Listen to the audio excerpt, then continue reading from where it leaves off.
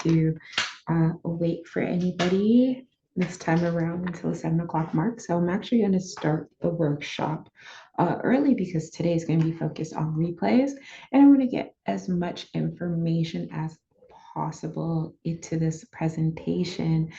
Today is Artists Finding Financial Freedom in Trees, and um, today is also going to be another coverage of reforestation. I believe we'll have one more workshop really focused on reforestation, but also farming and regenerative food forest. And the reason why we want to do these in the first place. So this one might be like a little bit more focused towards it. Next week might be a little bit more focused towards cannabis. I will be letting you guys know, of course, and keeping you guys fully updated as to which ones are which. Okay, there we go. Like that better today. Here we go. So let's get some notes out of the way to make sure that we cover everything before we get the presentation started. Okay, as always, stream the music. We have a new project coming out. I actually just released two AI songs. They're original works with AI filter put on top of it. So make sure you guys go check those out. This is exclusively on my YouTube channel. I have lots of content that's been going up on YouTube, just clips from this workshop, but also work with my anime and just a variety of things too. Make sure that you guys go check out amethystlist.wordpress.com. That is where you'll find all things Amethyst Amaris. That is the lyrics, that is the products, the paintings, the gallery. We'll be setting up a VR AR reality gallery very soon, directly on the website. So keep an eye out for that as well. And we have the AI blog where is Tropic of Qualia, Tropic de Qualia, and that is mature content only. That is where all of my AI art is at, and the AI products, like merch products for it, but those will also be found on my official website. And we have Panacea Cafe blog as well, where a lot of this information that we will be speaking about in this particular workshop is made readily available on the Panacea Cafe Facebook page. A lot of the videos that I'm going to be showing are things that we've been talking about for years. So keep that in mind, that Panacea Cafe since the year 2013 has been a really great resource and empowering tool for the conversations of land stewardship and anti-colonialism. Okay, so we do have a Harmony workbook that is available, and we have different tiers of payment for the replays available. I'm still debating whether or not I'm going to be making this week's workshops public and not unlisted, and then just set it again at that premium $22.22 on my website as a replay so people can donate in that way. You can also donate through the workbook where it's starting at $2 and then pay what you want added to that. So there's many ways to donate to the cause so that we can get this information out there and make it accessible for everybody. Because we want to be able to get people that actually need this information, and not a lot of people are able to pay for it or at least explore it and pick out different things. And it's a vast array of topics to cover. So we don't want to complicate things for people in order to have entry into this. Okay, so moving along, let's open up the presentation here. Okay. So artists finding financial freedom in trees. Okay, and this is week 2. Yeah, very, very exciting. Got really good response for our, it's essentially a land back episode.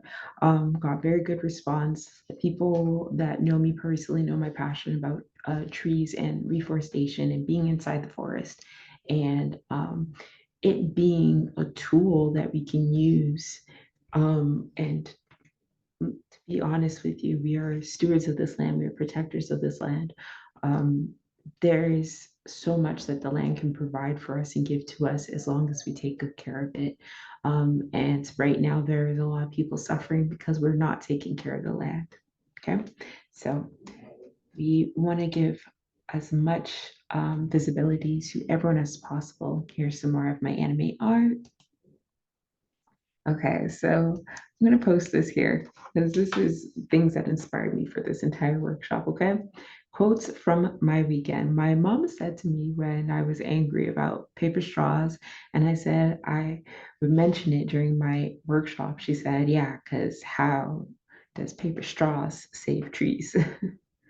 Okay, so something that we're going to be talking about is really much so we are being told things like the cell phones you pay for, which is true, the plastics you use, which is true, are affecting the planet. These things are affecting the planet, and they're also creating unethical and unsafe environments for the people that have to, uh, live in these areas that these resources come from, right?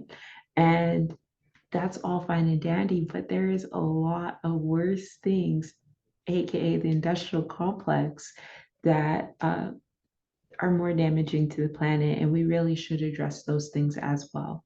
The elephant in the room. Okay. And my daughters, when we went to the gem show, we went to a crystal show, they said, wow, look at all the land resources. I thought this was great because they're able to navigate and look and see like this is what the land is providing for us, whether it is minerals, whether it's plants, whether it is any kind of life. We got to really thank Mother Earth for all the resources. Okay, so trigger warning, please be advised this workshop will discuss themes related to environmental degradation, exploitation, and the historical impacts of colonialism, including detailed discussions on the use and abuse of animals and lands and the exploitation of indigenous resources. These topics may evoke strong emotional responses due to their sensitive and potentially distressing nature. We encourage participants to prioritize their mental, hold on, let's see, I can do it like that. No, it's too low. Okay. Prioritize their mental and emotional well-being. If you find the content overwhelming, please feel free to step away and also consider speaking to professional for support. Facilitators, okay, me, are available during the workshop. And like I said, this is just honestly in the workshop so that I can provide this for other facilitators to use as well. Okay, like teachers as well. I want this to be readily available for educators. Okay, thank you for joining today's workshop. Our goal is to not only discuss pressing issues like environmental degradation and the impacts of colonialism, but also to empower you with practical tools and resources for action. We provide a selection of educational materials, including videos and articles available for you to explore at your convenience. Empowerment through resources. This workshop is designed to inform and inspire action, not to overwhelm. We aim to equip you with the knowledge and means to effectively contribute to positive changes in your communities and beyond. We're here to support each other in this journey of learning and activism. Let's transform our understanding into impactful actions. Thank you for your engagement and commitment.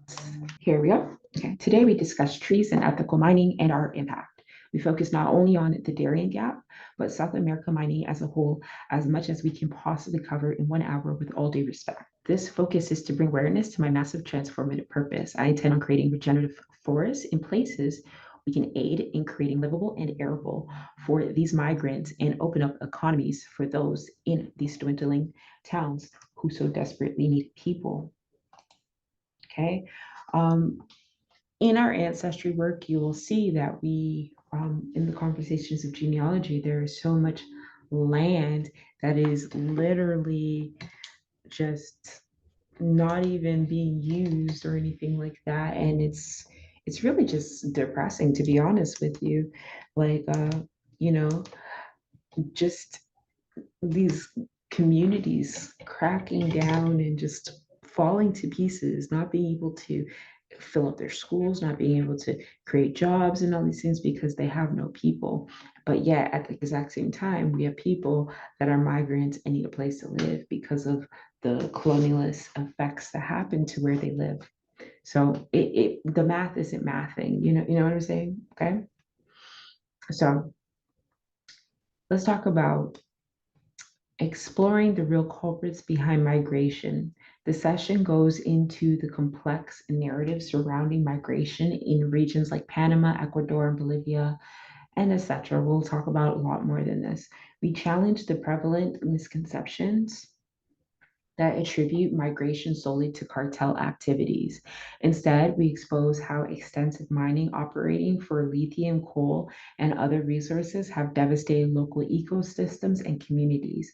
These activities not only render lands toxic, affecting both wildlife and agriculture, but also compromise the safety of water and food sources, forcing inhabitants to flee in search of safer, more viable living conditions. Confronting the role of international mining operations. As Canadians, it's crucial we acknowledge and confront Canada's significant role in mining operations across South America. Often hailed for its environmental policies at home, Canada's involvement abroad tells a different story. We discuss how these foreign enterprises contribute to environmental degradation and social upheaval, highlighting the urgent need for accountability and reform in how we conduct international mining operations, addressing racism and historical wrongs.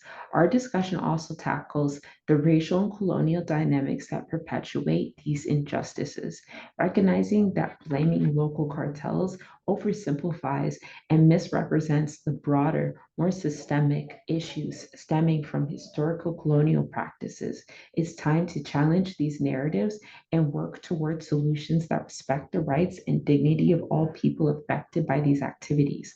What can we do?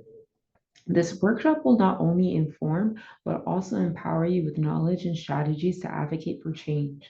By understanding the deeper causes behind these issues, we can begin to support initiatives that promote sustainable practices and fair policies that benefit rather than exploit the natural and human resources of the Americas. Join us as we explore these critical issues, learn from expert analyses, and engage with video clips that bring these realities into focus. Together, we can foster a more just and sustainable approach to how we interact with our planet and its people. So, this workshop is going to be a lot about the videos, a lot about the videos. We are going to be more focused on playing the videos. I'm going to let a lot of these experts do the talking. I'm just giving you guys a little bit of opening for this and explain to you guys like, hey, this is why we're doing this. This is my reasoning behind this, but I'm going to show you some really great videos that I found, and they're going to be available in the caption below as well on YouTube. But I am going to be making the videos do the work for this particular one. So we're going to breeze over this because this message is going to be consistent all throughout. And this is what immediate actions we can take: support local and indigenous movements, okay?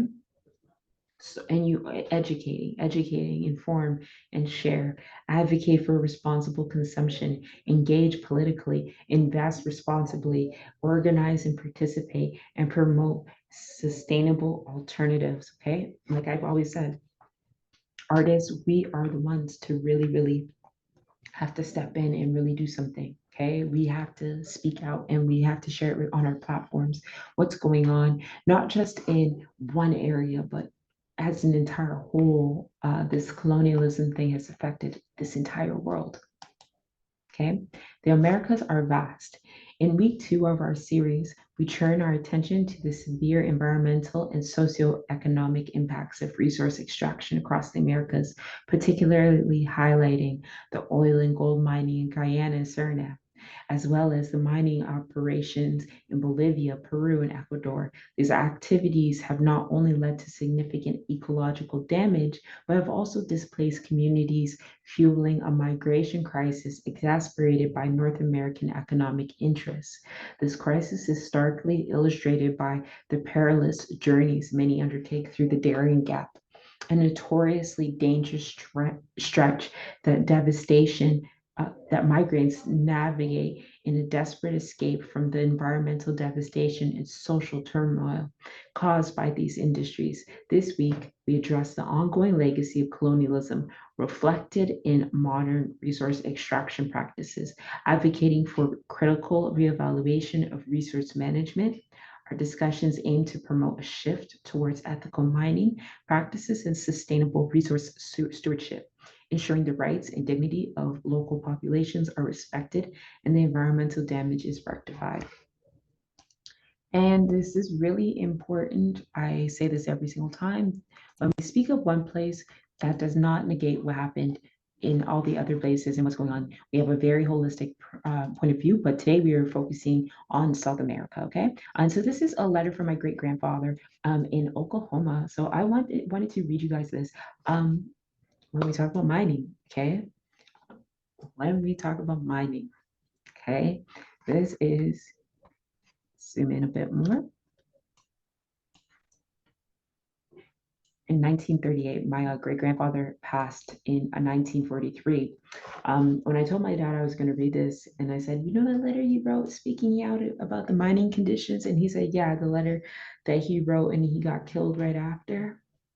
So, something to keep in mind. I come to Hawthorne in 1899, right after the strike of 98, and went to work at mine number one. The miners could not seem to win their strikes back there before statehood. They were not well organized, for one thing. Then, two, the company couldn't afford to dicker. There was something in the terms of the lease from the Choctaw government that specified that the mines must be worked a certain amount of time each year, and failure to carry out this agreement meant that the mines would revert to the Choctaws. In the strike of 98, a lot of the strikers were shipped across the state line into Arkansas. I started driving a mule. A pit boss the pit boss was Mike Woods Sr. Toby Jeffers was a driving boss, and Jim Brussel was a mule boss. Ed Brussel and Pete Jeffers and Earl, I think Ayers could be Miller, were driving bosses. Bill Lane and our present Justice of the Peace was digging coal on the Main North. Willard uh, Doherty was bank boss. Okay. I don't even know what all those terms means, but it's really cool. So if you do know what some of those mining terms mean, let me know. Later, I quit mule driving and began to dig. By 1900, we were getting 63 cents a ton. We uh, shot down the coal with black powder. That was dangerous because black powder makes a flash of fire when when it explodes and is liable to set off an explosion of gas. Later on at Mine 1 in 1914, I was safety man, and we quit using black powder then and started using a new preparation called coal powder that was much safer. We just had to do something like that because number 8 was full of gas. In fact, the mine was finally abandoned because of gas. Okay. When the Rock Island mines closed here about 1933, they were using machines to undercut the coal and let's see what that word is. Electrically driven machine would be taken into a room and would cut into the vein of coal to a depth of from 6 to 10 feet across the bottom of the vein. But when I dug coal at number one, we only had one machine and it was not much good.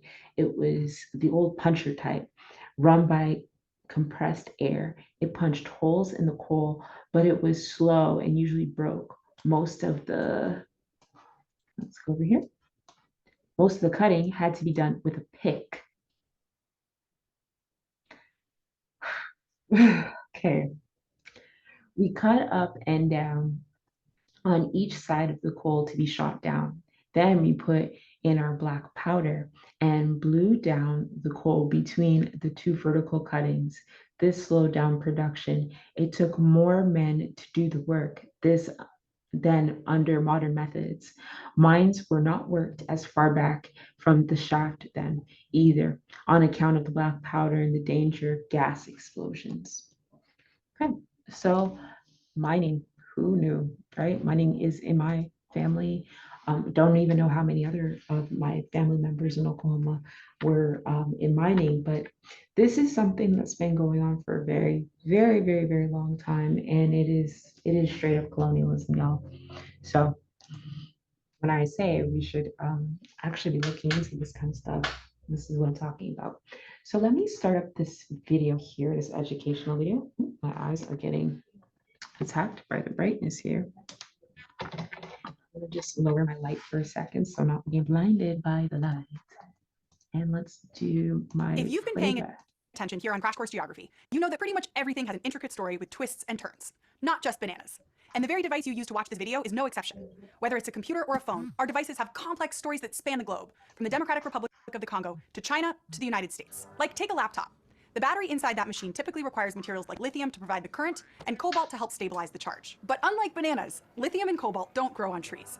And mineral extraction, or the removal of rocks and minerals from the Earth's crust, is one of those human activities that touches all aspects of geography. I'm Alize Carrere, and this is Crash Course Geography.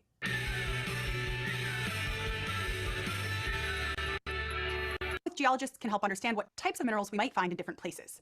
They use their understanding of physical processes to estimate how much of a material is in reserve, or the estimated supply of a mineral resource. And environmental geographers look at human interactions with the environment and how that changes across space. So both geomorphologists and environmental geographers might study electronic devices like computers because of the minerals they use, like cobalt and lithium, from where we get those minerals to how the profit involved in mining them affects the politics or culture of a region. As any type of geographer, we're always looking for patterns and trying to answer why something is here and not there. And that's helped us figure out some general principles of mining landscapes, which also helps us understand where to look for different types of minerals. For one, we can't create mining towns just anywhere. As materials were spewed from volcanoes or buried in ancient lakes and oceans, compressed over time and then moved through geologic processes, they decayed and transformed. And those and other ancient tectonic processes have left all these resources distributed in particular patterns throughout the Earth. Like how fossil fuels like coal and oil, or deposits like uranium, aren't under any old stretch of land. Or rare earth elements like cerium, lanthanum, and yttrium, which show up in lots of different places but only in trace amounts and are extremely difficult and expensive to extract, which is why they're rare. Fuel resources like coal and oil, and non-fuel mineral resources like rare earth elements or things like iron or limestone are called non-renewable resources, because the resource can't renew in a human's lifetime. And I want you guys to really pay attention to this. I'm going to play this whole presentation straight through. I'm going to pause all throughout just so fair use, right? But I wanted to be able to show you guys this before we get into the logistics of everything else. I want you to see how the mining actually works. And this is a really great educational video. Like I said, all these videos will be made available link-wise in the caption below. They renew on large geologic timeframes that take millions of years. So non-renewable resources are essentially limited in supply. And because they're also difficult to extract, they're very expensive. And those physical factors create other social patterns in mining areas, like economic patterns. Activities that extract stuff from the earth rarely generate as much wealth as when the raw materials are taken and refined. So as geographers, when we think about mining, we realize that mining provides low-wage, risky work, often in isolated areas. But those areas often don't have a lot of other job opportunities. And mining has a huge impact on the land. Like, take any surface mining operation, with large pits where water and the toxic chemicals used to separate minerals pool. Removing the overburden, or the soil and vegetation in that location, means that when the mining is done, there will not be any soil there for generations. The communities where these mines are located often don't have the resources to fix these environments on their own. So they get stuck in an economic pattern which further limits the wealth and productivity that might move into these areas in the future. Now, to tell the story of cobalt and lithium and computers, we have to first mine for different elements entirely.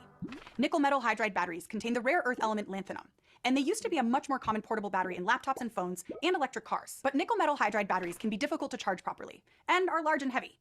Technologies like phones and laptops eventually transitioned to using lithium-ion batteries, which are lighter and are easier to charge. There's also an economic advantage to using technologies that rely less on rare earth elements. The largest rare earth element reserves are located in China, which can be a politically complicated trading partner. That's where lithium and cobalt step in. Lithium has increasingly been used to make batteries because it easily conducts a current, it's light, and its structure makes it possible to reset its ions and electrons through recharging, especially when used with cobalt. This makes this combo very useful in battery. And we will see that China has their hand all in the mining. So when I focus on saying Canada and United States, I'm very, very well aware that there's many other countries that have their hand in this as well.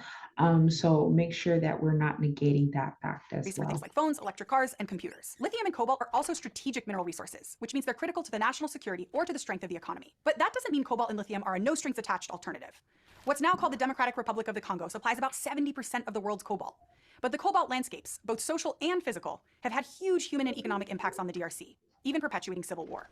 This is something that we spoke about last week, but I'm still going to play it through. If we zoom out, the Democratic Republic of the Congo is a country full of water, good soil, and vegetation. It's also part of the geologic movement of the African Rift region, and there are rich soils, tropical rainforests, and deposits of valuable minerals like tin and tungsten, and cobalt. Back in the scramble for Africa when Europe was dividing up the continent, the DRC, as a resource-rich place, was highly coveted by colonizers. And this jump-started political unrest and suffering that's still going on. In 1960, when the Democratic Republic of the Congo gained independence from Belgium, this resource-rich country had a population that had been denied human rights like education for generations, leaving the population with a mostly primary economy. By 1996, war erupted in the DRC and is considered by the International Rescue Committee as the deadliest war since World War II. Even in 2022, regional conflicts are ongoing, and the war there has layers of tensions, like ethnic conflicts and distrust between villages and the government, that make it hard to Free Congo, by the way. broker a lasting peace. Some of the fighting is also tied to access to land, especially land-contained minerals.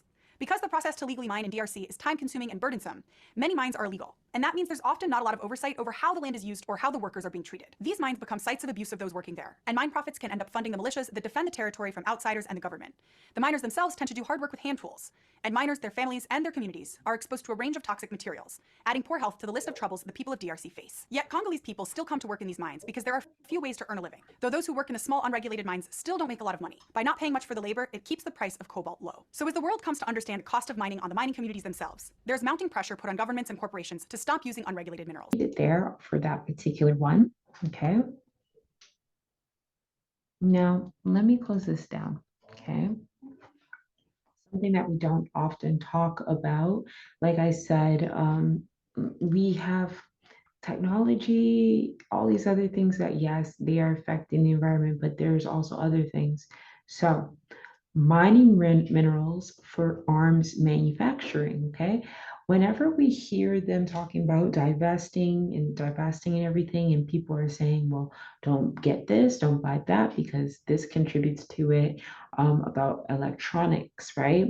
Um, I want us to also be holding arms dealers accountable. And I know it's crazy to say that, how dare I say that, but they actually, if you look at any of these propaganda pieces that are explaining what's going on and why the environment's bad and what they're mining for, you listen to the ingredients, okay, that these minerals and these elements that they are digging up most of the time is not just for electronics. A lot of times it is also for weapons, okay? So mining minerals for arms manufacturing. So tungsten and tin and tantalum. These minerals, often referred to collectively as the three T's, are used extensively in the production of electronics, but also critical in the manufacturing of various components of military hardware. Tungsten is prized for its hardness and high density, making it ideal for armor piercing ammunition and other military applications. Rare earth elements, so the Res are crucial for both civilian and military technologies. They are used in precision-guided weapons, communication equipment, GPS equipment, batteries, and other defense electronics. China's dominance in the REIT market has often been a point of contention given the strategic importance of these materials. Uranium and plutonium, these are well known for their use in nuclear power and weapons. The mining of uranium in particular is a critical part of the nuclear arms industry. Aluminum and titanium, both metals, are used extensively in the aerospace and defense industries. Aluminum is valued for its lightweight and strength, making it ideal for aircraft frames, while titanium is used in jet engines and armor. The impact of mining for arms on global peace and security. The link between mineral extraction and the arms trade raises significant ethical and security concerns. Okay, fueling conflict.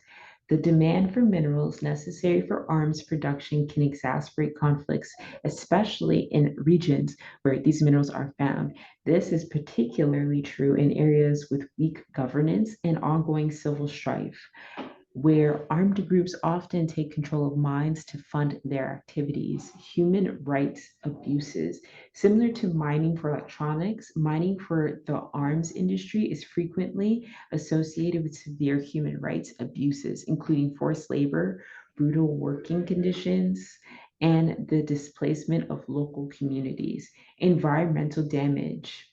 The environmental impact of mining remains severe with ecosystems destroyed and pollution emitted in the process of extracting and processing these minerals. Advocacy and action. Given these issues, advocacy for transparency and regulation is crucial. Here are a few steps that can be taken. Traceability and transparency. Campaigns for greater traceability in supply chains can help ensure that minerals used in military applications are sourced ethically. This involves strict auditing and certification processes, legal and regulatory frameworks. International legal frameworks can be strengthened to specifically regulate the trade in minerals used in arms production, aiming to prevent the financing of armed conflict. Public awareness and advocacy. Raising awareness about the link between mineral mining and the arms industry can spur consumer and political pressure for change, encouraging more responsible behavior from corporations and governments. Okay. So when we see people in office that are sitting here and lobbying on behalf of banning plastic straws, when this is the number one source of our problems today, okay? This right here is the arms and the colonialism backing the arms and also being able to have hands on the arms. And then because that they're getting these resources, then they're creating an environment where these rebel gangs and all these other types of militia are forming as a form of survival, you know? So it's the math ain't mathing, y'all, okay? The math ain't mathing.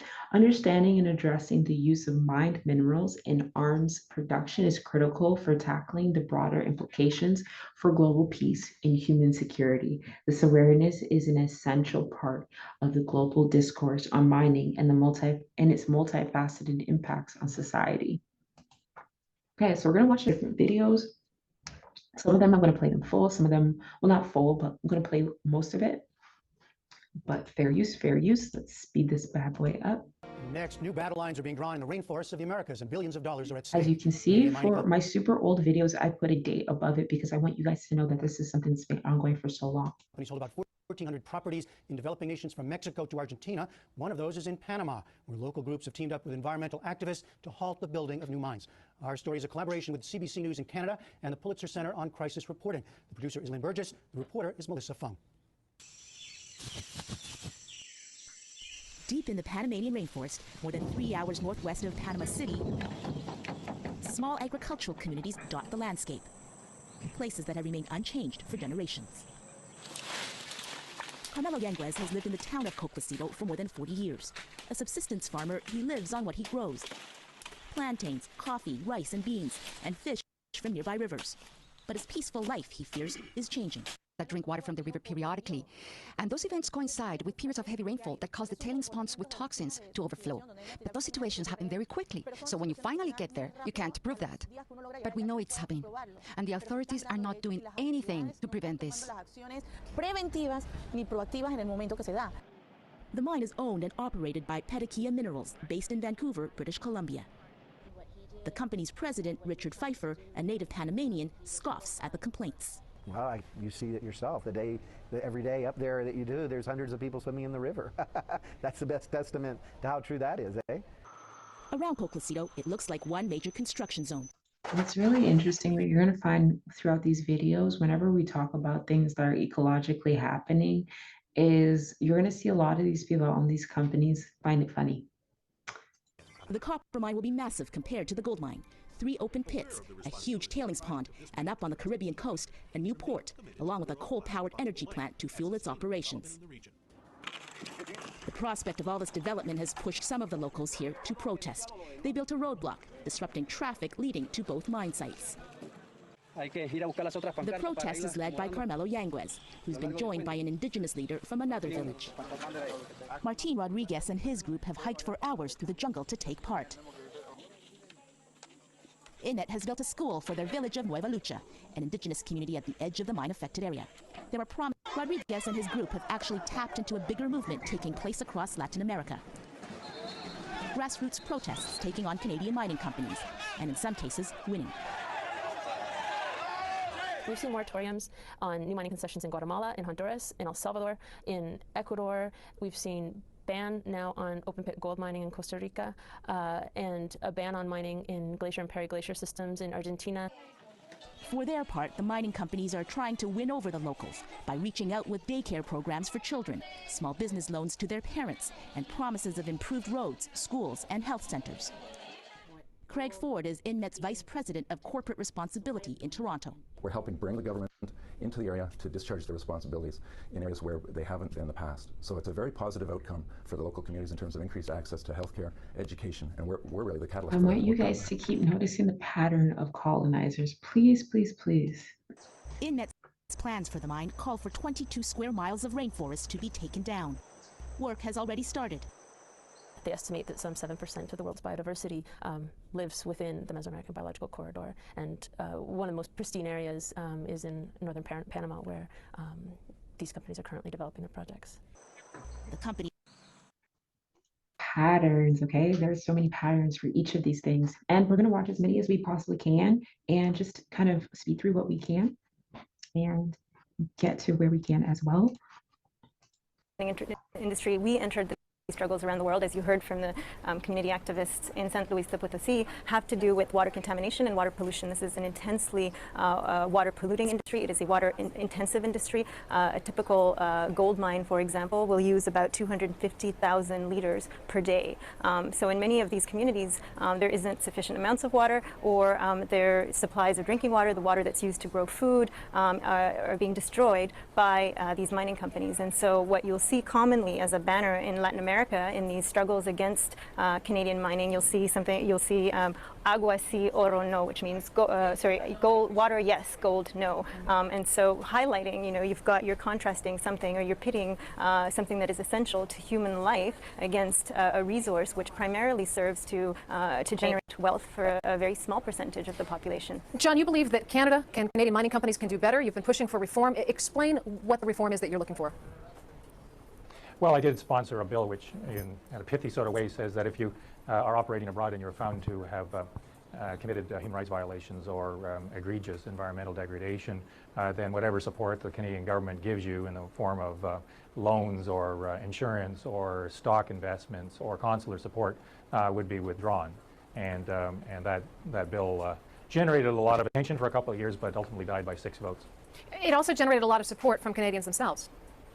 It did. It did. There is a huge appetite in the Canadian population to start to fashion some form of regulation, and the problem is that you get into a lot of he said, she said, and there's no forum for which you can actually resolve the disputes. And so my argument with the industry, but also with Canadians at large, is that you either not only self-regulate, but encourage a form of real regulation, or regulation will be imposed on you. And it may not be this year, it may not even be next year. But at some point or another, there is going to be regulation. And I think it's in everyone's interest that that regulation be created, forms of regulation being created. So you saw, for instance, the Cardin-Lugar amendments just had its, first of all, I want to make the point that I don't hold any candle for this particular Canadian government. I want to make that abundantly clear. And I think it's essentially quite regrettable that the government of Canada has shown no interest whatsoever in trying to get involved in the environmental and the rights conversation both in Central and South America. So, okay, and moving on to some more. We'll see if this is one that we're going to watch. So this one is a video about Suriname. Suriname, they've found gold, so that's one to check out for as well. Okay, we want to watch that one, but Suriname got gold, so definitely keep an eye on that, the geopolitics going on with Suriname. Here's another video about lithium triangle. So you know what, let's watch this video. It's pretty short, so it should be easy to go through. Okay.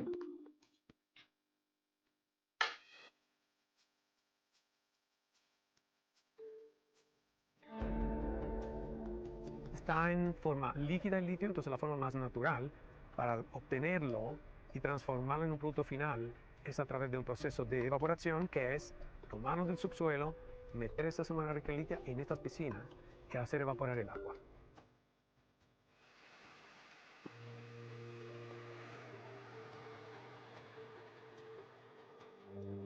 Esta planta lo que hacemos es recibir salmuera que viene desde el salar de Atacama y aquí la reprocesamos, pasa por distintas etapas donde la purificamos, retiramos el magnesio, el calcio y posteriormente pasa a la etapa de reacción donde generamos el carbonato de litio.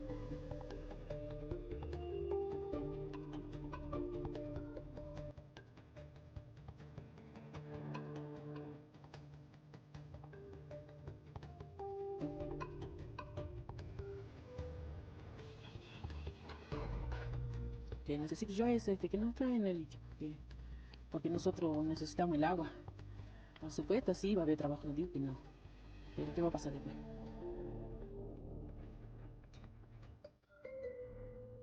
No es como dice que ellos van a salvar el planeta. Salvarán el planeta, pero nos tienen que sacrificar a nosotros.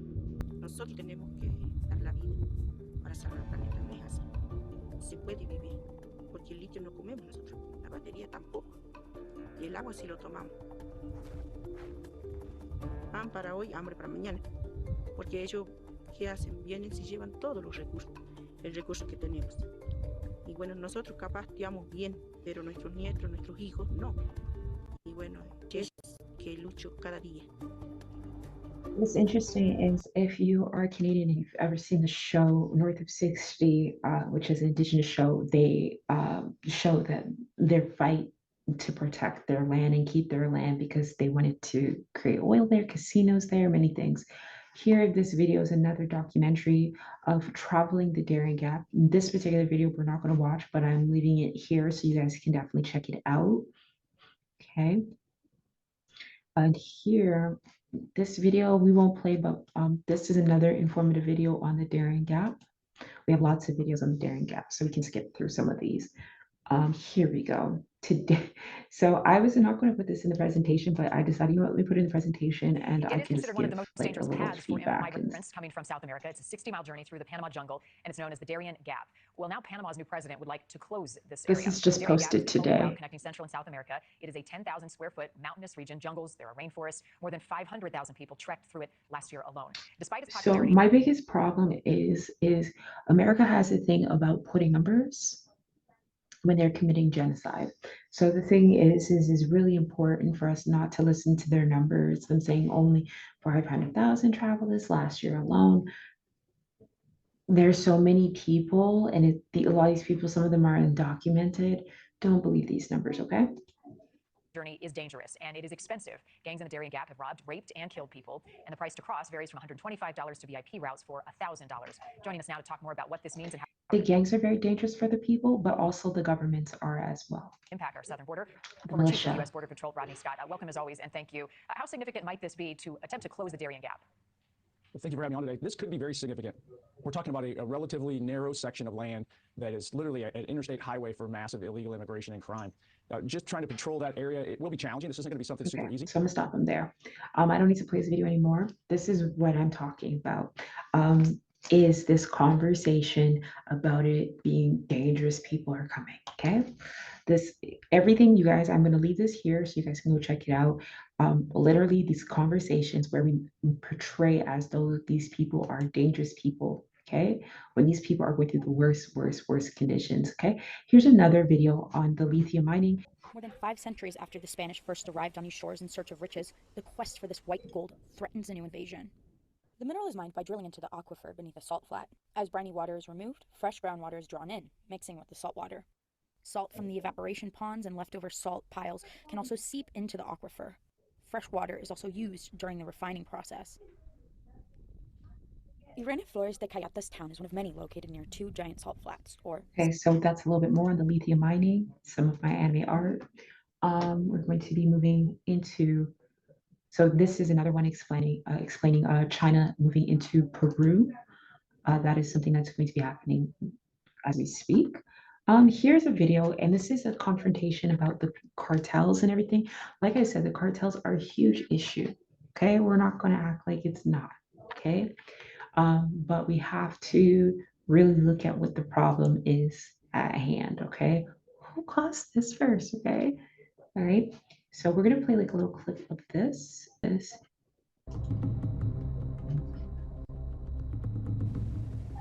Swanee and her family entered the jungle in a group of about 700 people. It was a quiet day. On average, it's double that. The number crossing through here each year has jumped from around 130,000 people in 2021 to over 500,000 in 2023. There used to be safer routes to get to the United States. Migrants could fly into Central American countries or Mexico. But the US pressured those countries to impose visa restrictions on people from South America and the Caribbean, leaving them with few choices but to cross this jungle.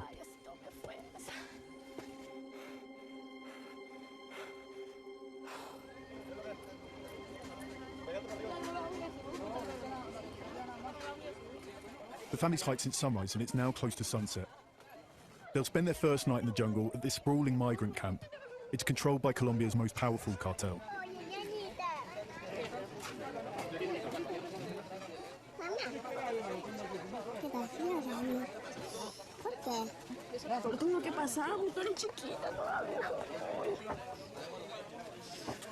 Es duro entrar a la selva con niños. Ellos son los que sufren, porque ya tienen que aguantar frío, hambre, sed.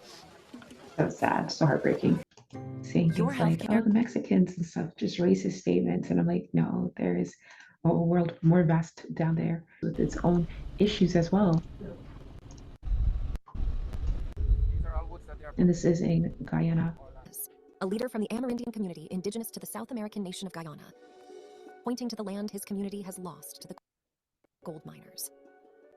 Chinese Landing, one of Guyana's smallest Amerindian villages, is waging a monumental legal battle to retain ancestral land they say miners have raided and destroyed in their quest for gold.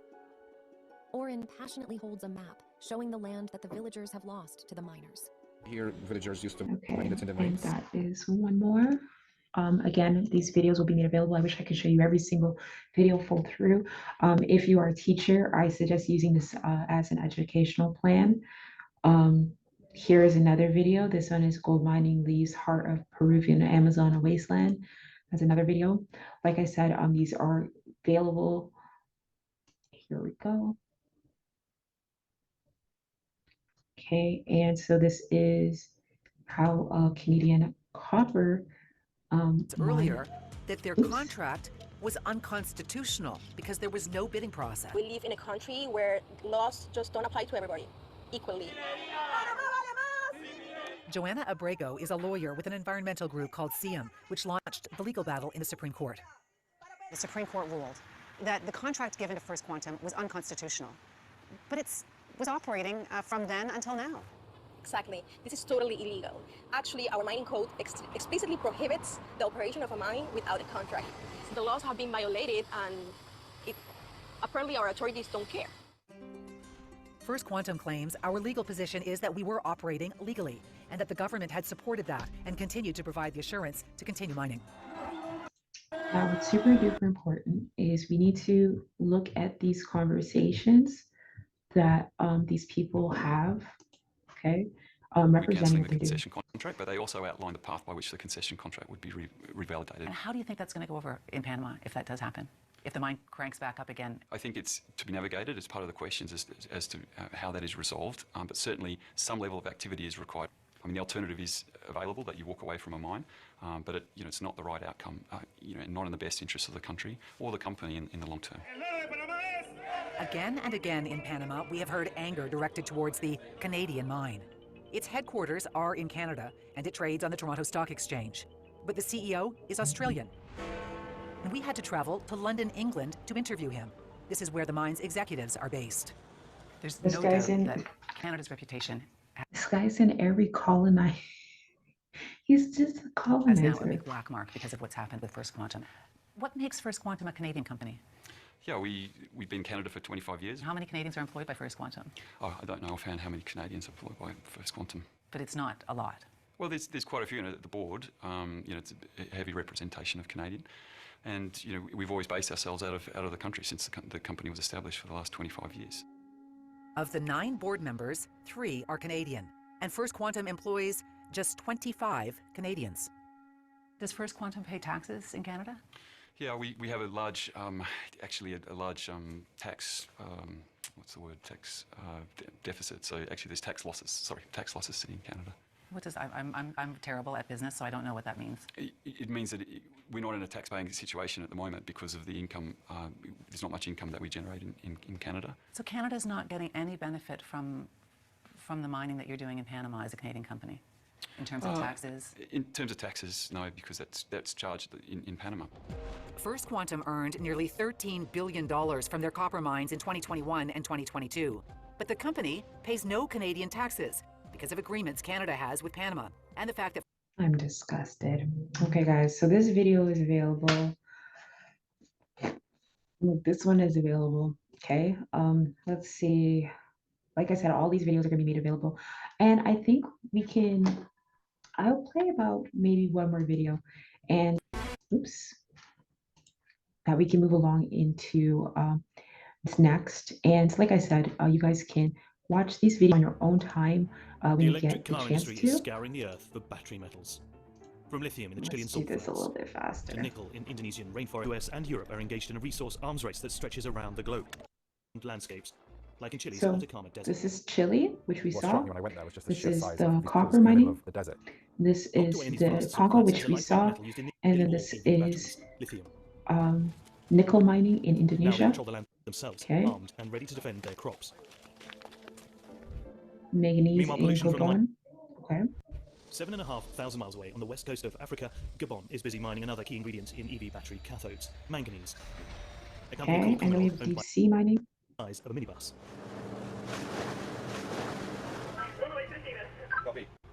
Operators drive the collector remotely from inside Okay, the control room. so that is okay. Each vehicle has Some 4 nozzles of and the ones that are being mined.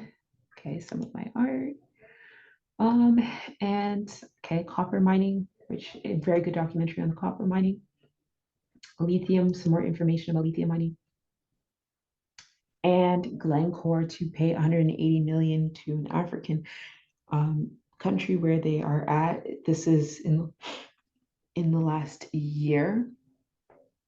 Glencore has to pay this for corruption claims. So this is more information. What I wanted to do is also provide a list of the names of these different mining companies that are in these places, so we can start holding some of these companies accountable. And also, when you are looking into stock investment, you got to be mindful what you're investing in, okay? So here we go. And if you do want me to get a little bit more into those, let me know. And I have a little bit more resources put into this, where Venezuela is trying to annex Guyana for their oil reserves that they just recently found. And here I also put a video about how Britain used India to replace slave labor, and particularly in South America, okay? And the effects of that. A lot of these people are living in these places, okay? Right? So next time on our mini workshops, Artists Finding Financial Freedom in Trees, we are going to be discussing monoculture in the food chain. okay? And logging and missing murdered Indigenous women and Two-Spirit persons, okay? Women and girls and Two-Spirit persons, okay? So the discussion around the food chain supply and everything like that has a lot to do with the farming and the regenerative farms, and then the logging and the missing murdered Indigenous women and girls and Two-Spirit persons has a lot to do with the fact that logging and sending the mining and all these people going into these communities are most of the time the people that are committing these atrocities against these people. And we're seeing so many people missing, and it's a direct relation to these industries being on these tribal lands that they should never be in the first place, okay? Alrighty, so moving along, every Monday, Tuesday, and Thursday. I think next Monday is going to be a holiday, so I think that we're actually not going to be doing next Monday's workshop. And so we have creation stories on Thursday, and that will be the interview with Tavis from Indigenous Education. So very excited about that. I invite you guys to be there. And record producing B2B on Mondays. I'm thinking about putting yesterday's workshop as public and just making it a premium cost. So you guys let me know what you think. Artists finding financial freedom in trees on Tuesdays. That's today's workshop. Here's some resources. Okay, as always, free Palestine, free Sudan, free Congo, free Yemen, set the Americas to the Philippines to Palestine free. Okay, here is my website, Misko Mikizi Indugu, Amethyst, Amaris, Indigenous Cause. And as always, Chimigwech. Thank you very, very, very much for coming out and being part of this workshop. Like I said, today I'm going to post this one up and I'm going to make it public. I think that this is a really important resource. A lot of times I do have youngers coming to me and saying to me, well, you know, I don't know where to look for this particular information. I don't know what to watch. I don't know what to trust. I don't know what to believe. So like how you guys kind of saw me navigate some of these videos, use that lens. Like, sir, are you really saying that it's the gangs, the people are violent and these things? Use the lens of, no, colonialism caused so many things, okay? Which came first, the chicken or the egg? I know it's so hard for people to kind of figure this out, okay? But in this context, okay, in this context, let's look at it like this. Forget the chicken, forget the egg. Colonialism was the farmer, okay? And every single thing that is made around us right now is literally being grown in the farm of colonialism. Until we go ahead and bugger out of there, we're going to be keep working in the exact same systems over and over again. And like I said, the math ain't mathin'. How we got this land in the United States that's can be cultivated and arable and give people places to live. And a lot of times these communities want people to come in and live there because they need people. But then you have migrants that you're rejecting and shooting down and doing all these things to, and you're saying that they come from gangs when really they come from places that you're mining and you're exploiting the people. In some of these documentary videos that you will even see is the conditions of the animals, where people will even be discussing that the animals literally have mutated, the water has mutated, things are not safe, okay? These people are like running away because y'all have created monsters in their ecosystems, okay? So there are so many holes to this, you know? So I thank you so much for like coming here, being part of this. If you found this video, it is for you for a reason. Most importantly, please share this and get the information out there. Let people know what's going on so that we're not solely focused on just the atrocities here in one place, but we pay attention to the world as a whole and the problem as a whole, okay?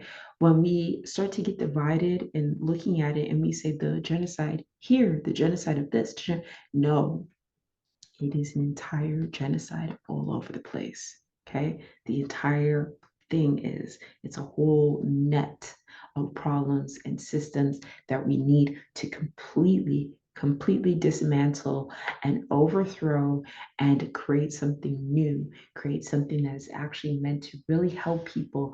And we don't have to be so worried about the profits. Like everyone's always thinking, well, how are we going to do this? Because we won't be able to make money. We won't be able to do this.